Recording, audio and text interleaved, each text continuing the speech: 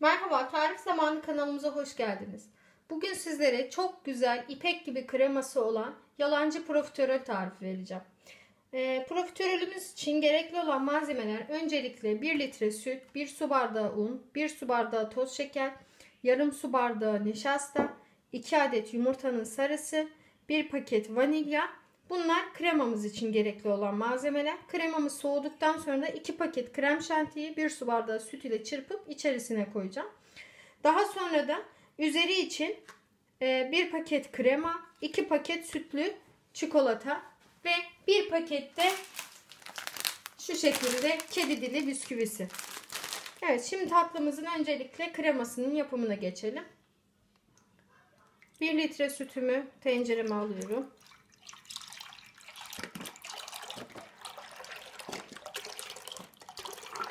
Çok pratik bir tarif ve de çok da lezzetli bir tarif. Mutlaka profiterolü düşüremiyorum diyenler için birebir bir tarif. Unumu ilave ediyorum. Nişasta, toz şeker ve yumurta sarılarımı ilave ediyorum. Şimdi bunları ocağa almadan önce birazcık çırpacağım ve tortuluğunu atması için tamamen tortusuz olduğu zaman ocağıma alacağım, altını yakacağım ve güzel bir krema biçimine gelene kadar pişireceğim. Kremamı ocakta pişirdim, altını kapattım ve masama aldım. Şimdi üzerine 1 paket vanilyamı ilave ediyorum. Çırpacağım. Çırptıktan sonra soğuması için bir kenara bırakacağım ama üzerine de bir buzdolabı poşeti kapatacağım ki üst kısmı kurumaması için. O sırada da 2 paket krem şantimi 1 bardak süt ile çırpacağım. Soğuduktan sonra, biraz ılıdıktan sonra bu kremamın içerisinde mikser ile karıştıracağım. Şu şekilde üzerine streç film de olabilir, buzdolabı poşeti de olabilir. Şöyle kapatacağım. Üzeri kabuk tutmaması gerekiyor çünkü. Kremam bir taraftan soğurken krem şantimi çırptım. Ve şimdi diğer bir taraftan da bir cezvenin içerisine 1 paket kremamı boşaltacağım.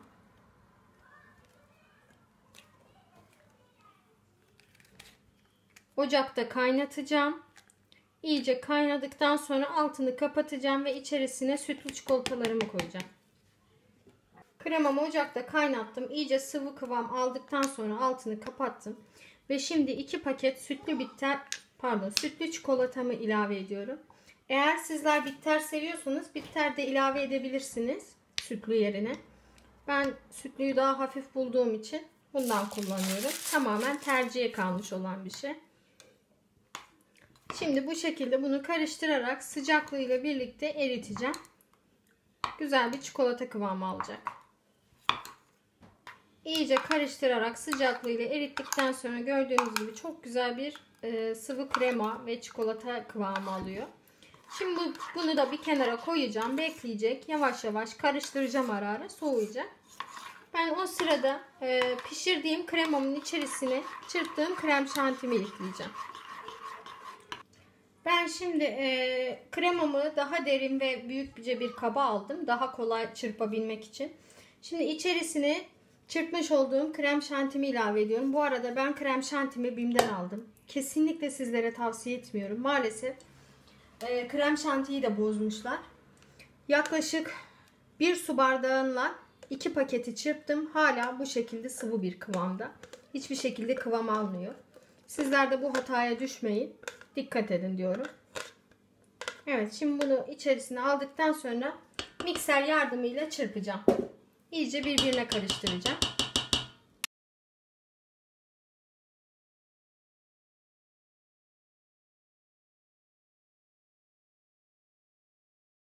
Kremamı iyice çırptıktan sonra içerisine şu şekilde kedi dillerini kırarak koyuyorum. İyice hepsini kırıp koyduktan sonra karıştıracağım ve servis tabaklarına alacağım.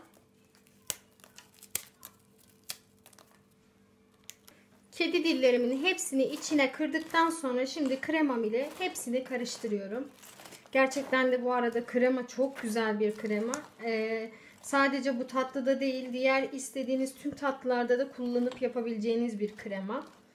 Mutlaka tavsiye ediyorum. Pastalarınızda da kullanabilirsiniz. Profiterollerinizi içerisine sıkmak için de kullanabilirsiniz. Çok güzel bir krema oldu. İpek gibi. Evet, şimdi bunu iyice karıştırdıktan sonra servis tabaklarıma, kaselerime bölüştüreceğim. Şimdi kaselerime tek tek bölüştürüyorum tatlımı. Şu şekilde bir kepçe yardımıyla yapabilirsiniz. Hepsini eşit bir biçimde bölüştüreceğim. Daha sonra da üzerine yapmış olduğum kremamdan dökeceğim. Kremalı çikolatamdan dökeceğim. Gerçekten de çok hafif, çok lezzetli bir tatlı. Hiç profiterolü aratmayacak bir lezzetli tatlı. Mutlaka sizlere de tavsiye ediyorum. Ve şimdi son olarak tatlılarımın üzerine hazırlamış olduğum çikolatamdan gezdiriyorum.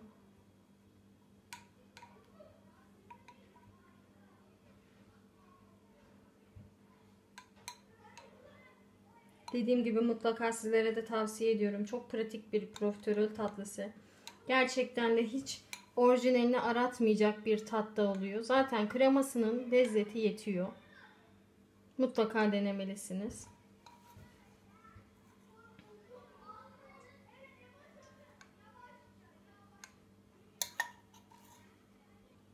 Ve tatlılarım şimdi hazır. Buzdolabına koyacağım. Çikolatası da donduktan sonra birazcık iyice soğuduktan sonra istediğiniz gibi servis edebilirsiniz. Üzerine isterseniz fındık da serpebilirsiniz. Şimdiden sizlerin de ellerine sağlık, afiyet olsun diyorum. Hoşça kalın, sağlıcakla kalın. Kanalımıza abone olmayı unutmayın.